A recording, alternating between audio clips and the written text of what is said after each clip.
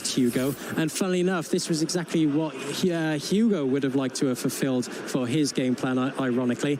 And here we see the first prize cards come down from our game 2. Nothing too detrimental, I don't think, to either player. Oh, but this is lovely. The Hisuian Heavy Ball gives Hugo a sneak peek at those prize cards right away, and I love that. I think there's a lot to be said for this card. Not only does it allow you to look at your prize cards, but there we go. Hugo can just note them down now. Yeah. I know exactly the game plan. And this is what we see a lot of our top players do. They have a little notepad just on the side, writing down those prizes, because what this tells our players is what options are available to them. What have I prized here? What can I grab from the prizes? What are my outs here to a potential? Well, we see here the Bibarel is in the prize. This is exactly what Hugo's want to be taking a note down for. There's maybe in other matchups, and there's not really much point in benching that second Bidoof because I have no option to evolve it. So this is such a good play here from Hugo, of course, playing that Hisuian Heavy Ball, taking a quick note, and of course now he has that full knowledge for the rest of the game. Yeah, great to know exactly what your prize cards are straight off the bat. Hisuian Heavy Ball once again proving that it truly has two effects. Just looking at the prize card alone being very strong, and then being able to take a basic Pokemon if you have one or choose to do so. Yeah, and here we see the first deck search, not only having prize knowledge, but also deck knowledge as well, so just as important. And here we see that Radiant Greninja didn't make an appearance for Hugo in that first game, but also important, prioritizes benching that as soon as possible. I'm not feeling great about that Ultra Ball discard, though, unfortunately. One Rare Candy. Rare Candies are so valuable to Hugo's game plan, and we've got one back Excalibur in the prize cards. Two very important items for Hugo to fill out any potential plays. Of course, Gusting with that Cross Switcher, and of course Rare Candy to evolve those Frigibaxes. No stage 1s in the deck for Hugo, so can't evolve the old-fashioned way into a stage 1, then stage 2, of course. So that we do see another Rare Candy in hand, so he does still have that insurance. However, just reducing his options to evolve, of course, into another Excalibur in the future if he needs to. Love the Battle VIP pass here, really solidifying that board state, making sure that even if Brent comes in with a Spit Innocently, there are still options for Hugo, making sure, there we are, that's what I was very much expecting. Another Bidoof adds to the bench family. I think the reason for doing this, I know we mentioned that he's already prized a Bibarel. Starting one isn't ideal either. He knows that Brent has the option to use a Cramorant Spit Innocently as soon as possible, being that he's going second, of course, is able to use a Colress's Experiment on his first turn, and it's so easy for these Lost Zone engines to get 4 cards in the Lost Zone as soon as possible. So realizing the problem there, you know, he wants to be, of course, getting these Bibarels evolved as soon as possible. So taking out that insurance that, you know, Brent is likely to find that Spit Innocently and take this knockout. Yep, absolutely. And there we go. Straight away, straight off the bat, 2 in the Lost Zone already. But can Giratina wiggle its way out of the active spot? That's probably one of the harder decisions and trickier moments of the beginning of a Lost Zone Giratina deck. Is that sometimes that Giratina can just get stuck in the active spot with its 2 retreat cost. However, lots of switching options are available in the deck. It's just like another tricky beginning Colress Experiment. Brent's had a bit of a hard time making these decisions. Yeah, this is certainly a decision to make. Of course, with those early Colress Experiments, as you mentioned earlier, you're more likely to find those really important resources. And here we see Brent deliberating whether to Lost Zone a Super Rod as well as an Escape Rope. And of course, with that Giratina in the active, it is posing a bit of a problem. And of course, I don't think I find any sort of... I thought I saw a Nest Ball in that Colress's Experiment. Was that a Nest Ball? Yeah, it was a Nest Ball. Thankfully for Brent, of course. Just having that Giratina in the active in a pass would have been really, really bad for him, of course, because Chen Pao is able to easily mop up 220 damage with that Hail Blade. Yeah, with Chen Pao staring down at Brent and Hugo's pretty solid board state, Brent has to presume that this Giratina could get KO'd by Hugo next turn. So they're looking to not only solidify his own board state, but also make sure that the Lost Zone is being populated, knockouts are being taken where able, and mean, it's a bit of a tough one in a sense because Giratina's first attack can also Abyss Seeking, yes. To add to the Lost Zone. So it's not bad to have the Giratina in the active, but I think with the pressure that Champao poses, it could be premature to leave it in the active at this stage. Yeah, of course. And Brent could play mind games here, realizing that Hugo has already discarded one cross switcher and that it could be potentially Hugo's only out to a switch card. He could simply go for an Abyss Seeking here and go, well, if you have a Bidoof in the active, I'm absolutely fine with that. I might bide my time here. I might, like you say, populate that Lost Zone slowly here and steadily and gain some more cards in the hand, you know, understand what my engines are here. And here we see a conceal cards for a big Battle VIP pass. Yeah, that was huge. Managing to get the Battle VIP pass there, I think, was pretty crucial. Honestly, it wasn't looking great for Brent. Otherwise, could be left with just a single Greninja by the end of next turn, which would not have been quite so fancy. Not quite what we expect from Lost Zone Giratina. But we're not having that Tina experience here today. We're having a nice, fruitful bench to begin this battle on an even playing field. Yeah, feeling confident as well. Benching that Cramorant, of course, it may be that an Abyss Seeking is on the cards for Brent here. Of course, with no Comfey on the bench, no Flower Selectings in play, meaning that he's comfortable with only 2 in the Lost Zone. And again, could be playing mind games. Like I mentioned earlier, he's happy to see that Bidoof stay in the active. Understanding Hugo has got one of those very important switching resources could mean that he's happy to go slow and steady for this game. Slow and steady can win the race. Oh, okay. That might be what turns the tides. We're going for an Abyss Seeking here. Brent will be allowed to put 2 cards into the Lost Zone and keep 2 for himself, popping them in his hand. But there's a really tough decision there with a Jet Energy, Roxanne, and Colress Experiment. Looks like we've opted for the Roxanne. And the path to the peak, I really think that's going to make a difference here. That at least allows Brent kind of the sanctuary of knowing he's done everything he can to try and stop a KO on his Giratina this turn. And if Hugo wants to get this Bidoof out the active as well, he is gonna have to find those 2 additional cross switcher.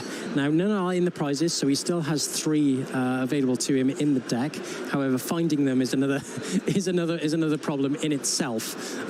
However, what Brent's done here is kind of ingenious actually, because even if Hugo switches out this Bidoof, we know that one is already prized. He's played the additional one as a sort of insurance, just in case that active gets knocked out. And what Hugo will be left with is one Bidoof that is unable to be evolved. So I'm eager to see how this one plays out for Hugo. You could say you're an eager beaver to see what. Here we go with an Irida for a Baxcalibur and, yeah, an Ultra Ball. I love to see that. Yep, because then we'll be able to use the Rare Candy, evolve one of our only Frigivax into the Baxcalibur before it's too late, and then Ultra Ball for the only Bibarel in the The only Bibarel, yeah, of course, that lonely Bibarel. Working hard for that Industrious Incisors, but I really like going for the Ultra Ball, of course, in this deck list. Of course, able to thin out that hand for those additional cards from Industrious Incisors. You can see why this engine works so well, as well as those cards like Superior Energy Retrieval in combination with Shivery Chill. It thins that hand right down and, of course, maximizes the potential of your Industrious Incisors. Yeah, and it seems like we've just passed the turn there. Yeah. Looks like it, yeah, just holding on to resources. I suppose it's a really thin hand, probably didn't want to Ultra Ball things away. You're going to have to wait on the next top deck. So we're over to Brent. I think what Hugo wants here is for Brent to knock out one of these Bidoofs, quite frankly. Leaving them unevolved will mean that, you know, they look like a very edible prizes for Brent. 260 HP Bidoof. They're very easy targets for that Spit Innocently. So if he's able to get one of these knocked out, he has a free switch out, not having to use the cross switches, of course, and of course with 2 Bidoof, he still has both chances to evolve into that Bibarel. Looks like we're going to be flying towards 7 in the Lost Zone for this turn, Ben. I think Brent definitely has that on his mind, and It definitely feels like it's possible with the cards that he has available. Going for a Giratina V-Star. Yeah. Lost Zone there. That scares me with the one that's in prizes. Interesting choice, yes. With that Giratina V-Star in the prizes, like you said, and with one in the Lost Zone, only one available to Brent, and he's going to be having to really stick to that lonely V-Star and being able to use that as effectively as possible. Reducing your outs to the V-Star with only having one left in the deck isn't fantastic. Of course, we know how delicate this Lost Zone engine can be. There we go. Raced towards the 7. 7 in the Lost Zone, our second magic number of the day. Now, Brent will be able to use those fantastic Mirage Gates, allowing him to search his deck for 2 different types of energy attachment to his Pokemon any way he likes. Just a very powerful card. Yeah, for sure. Nothing more to be said. Here's the first one. What's he going to go for? The Greninja's still an option here, but I mean, it doesn't really do much against Hugo's board right now, so maybe just getting a Giratina ready instead. Oh, I imagine, gosh, I'm really a bit stuck here of what I would do in Brent's shoes. Yeah, this is really a stalemate situation. He enjoys having that Bidoof in the active for Hugo. Of course, we've already established on a number of occasions now that it's requiring resources from Hugo to get that Bidoof out of the active.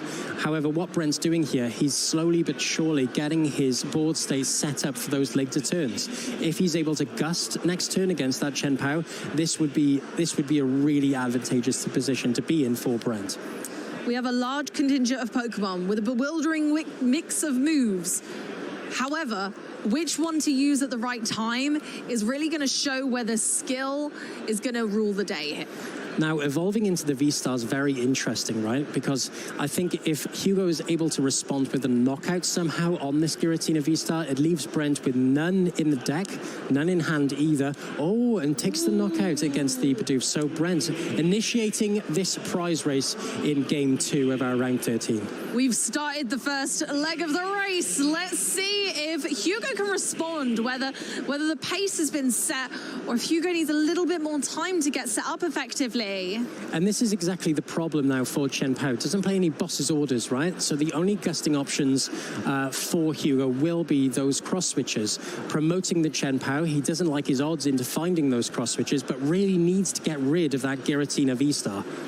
Okay, I quite like the Iono here. Brent's going to have to put 2 Chorus Experiment to the bottom of their deck. That is not great for Brent. No, has the engine already set up with that Baxcalibur, but still needs to evolve that lonely old Bidoof into that Bibarel. Pretty quick shot, but with Iono, finds a fresh 6 cards, of course. Wants to be able to find outs to potential energy. Shivery Trill, not an option at the moment with that Path to the Pig, so definitely going to be looking for an out to get rid of that. Indeed. It could be a bit of a struggle going forward. And we still have an Earthen Vessel. You know, it's kind of Shivery Chill in disguise, Shivery Chill at home, as some might say, because we're still able to get 2 energy. So choosing to discard 1 lightning type energy, not very useful right now, but does kind of show Brent that there's something else going on in there. And now we do have the Ultra Ball, so again, there's potential for going and fetching the Bibarel, discarding some of that energy, because we know that we have so many resources to get it back. Yeah, it does have superior energy retrieval, so I really like the discarding of the energy, because he knows he has so many outs to find that superior energy retrieval. He hasn't used any yet, didn't even use any last game either. Nope. So discarding those 2 water energy is of no risk for this archetype. No, and I like that. It's just being able to be a bit more free and flexible with the energy. It's not just a resource to give to your Pokemon. It's a resource that you can use to get there. You can use it for an Ultra Ball. It's fine. It's not a problem. You've assessed for this. You've got the time and the patience. And honestly, if anything, it also just minimizes the amount of cards in the hand. There, Hugo completely emptying his hand of this fresh incisors. Yeah, he really enjoys seeing this. No high fives, unfortunately, from Brent for a fresh hand of 5 cards, of course. And here we see the Pokestop as well. It's all coming together finally for Hugo, and he's going to be able to take a knockout on this lonely old Cramorant with that Hail Blade, only requiring to discard 2 water energy. But again, much like our last feature game with Chen Pao, it's that second attacker which I'm worried about. He needs to be benching another Chen Pao or another attacking option for those future turns. Yeah, unfortunately, Greninja's not looking like a fantastic attacker in this game right now. Brent will probably try and minimize the amount of Pokemon that can be KO'd by Greninja, making sure we're staying kind of below our... Is that an energy reducer? Yeah, energy. Sorry, yeah, kind of keeping it below 90 HP across the bench so that Hugo can't monopolize on the fact that they can use that Greninja as a valid attacking option. It's a really important point because we spoke about this earlier with the game plan that Chen Pao has in this matchup to be able to use that Moonlight Shuriken. But what Brent's done here is kind of ingenious. He's able to use that Abyss Seeking rather than these multiple flower selectings to get his deck up and going and his board state in the way that it is. Without having to use those Comfeys, you're mitigating the risk yet again. You're taking those lowly HP Comfeys out of the play, so they can't be used for that Moonlight Shuriken. Oh, here we go. We've got that beautiful alternate art Iron Hands hitting the bench for the first time in this best of 3 Swiss round 13. This could change the flow of battle. Yeah, it certainly could. Ampy very much is a fantastic asset for Hugo to use, definitely in this matchup. Of course, we'll be taking 2 prizes on those low HP Pokemon, like the Cramorant, like the Comfey. However, with 2 Giratina, one Giratina V-Star and a Giratina V, nice and powered up with 2 energy already on it. It's whether Hugo wants to prioritize this as an attacking option, of course, being 2 prizes, because taking 2, you're just going to be responded, and with Brent already ahead of the prize race, this could be a problem. Yeah, it could be. And Brent kind of had odes to the fact that Iron Hands was there, but almost a little bit too late to do much to kind of avoid having a Pokemon in the active spot that can be KO'd by Ampy very much, especially considering the weakness on 2 of Brent's Pokemon being Greninja and Cramorant. Yeah, of course. And using that Ampy very much, of course, you are able to take 2 prizes on these low HP, like we said. So this is going to be Hugo's second attacker. Like we said, he does need to get another one set up. So this is his chosen option. So yeah, I like this retreat into the Chen Pao. Using that Iron Hands as early as possible means those larger knockouts with Hailblade are still an option to him. Yeah, I love that. And considering Hailblade can take energy off any Pokemon for its effect, that's just absolutely fantastic, being able to go, okay, well, I've saved a few resources on this Iron Hands, using kind of my cross switches, being able to switch in and out, and then I can use the energy on it for a bigger KO later. Yeah, of course, and Hugo's up and running now, really. He has his Baxcalibur, he has his Bibarel, he has all of these different outlets available to him now. So this is really his board state set up. He has a second attacker on board as well, and it's now the case of, can I keep up with Brent? Can I keep up with these larger knockouts with the Giratina V-Star? And of course, he has to deal with the problem of being behind on the prize race if Brent was able to take this knockout. Yeah, Brent needs to respond to this, really. It's problematic. Now, Hugo doesn't run the boss's orders, as we analysed earlier, but cross switches are still a threat as far as Brent will be concerned. So it is something that needs to be dealt with now, and we don't really want to leave that energy on the board for later either. Again, it's just too menacing staring down at Brent's board. So I imagine he's going to want to try and get 2 more in the Lost Zone on this turn, if he can, but the Colress went to the bottom of the deck from the Iono, so it's a really tough call of whether Brent's going to be able to respond to this effectively or not. Yeah, it's a toughie. I would really like to see a potential gust play on that Chen Pao. I think that's the biggest problem that Brent has, especially on Hugo's board state. Having that Hailblade as an attacking threat, there's, of course, that damage is unlimited, really. If you can find the energies for that Shivery Chill, you can attach as many of those waters as possible and take those larger knockouts, and therefore your 280 HP isn't so awkward anymore. It isn't so much of a problem. It really is a tough call. And yeah, there we are. Hugo's just having a little peek at the Lost Zone there, having a little dive into the darkness to see how many energy are in there, to see whether Brent's going to be able to sustain this game, or whether Hugo can kind of play off the fact that Brent might have to put some more energy in the Lost Zone here. Again, as well, as a good point, I think I would really like, again, that gust on that Chen Pao as well, leaving that Iron Hands as the only attacking option, because if Brent is able to put a Giratina V-Star into the active, that amp you very much, it's not taking those additional prizes. It's not posing as much of a problem for Brent, and it requires Hugo to have that gust, and we know that without any boss's orders, that's quite difficult to accomplish. It is difficult to achieve, that is for certain. Pokestop's here to help us out. Bibarel, though, I think Hugo's got a pretty good chance of getting towards that goal as long as they don't get past. But here we go. We've decided to go for a completely different option to anything in our wildest dreams, going for the Baxcalibur. Now, this is not only a potential stall, but also a knockout could be a bit devastating here. And this is well, what you're doing here with the Baxcalibur, knocking this out, is you're asking questions again to Hugo as to whether you can find specific resources. In this case, it would be the rare candy. We know that he discarded one earlier. He's already used another one. So it's whether Hugo can find that now to evolve that other Frigibax on the bench. I really love this move from Brent as well, using Shred on a Giratina V instead of using the V-Star to retain resources, make sure that we're not overexerting ourselves with energy usage. I really love that. Although, you know, 220 HP is a little bit scary. We don't love that because Hugo does have the potential of reaching those high numbers. You're right. If Hugo can't evolve this second Frigibax, then actually all of Brent's prayers are answered. Yeah, I completely agree. I do really like using the Shred because you're keeping that V-Star nice and safe onto the bench as well. You know that it's not going to be a problem using that in the future turns. However, what you're doing here, using the Shred, you're only taking one prize, Amy. And what you're doing there is you're equaling the prize race. You're not going ahead. So it's whether Hugo can find these resources. We know he already has the rare candy in hand. All he has to find now is a way to get that Baxcalibur. And then he's back up and running with this race.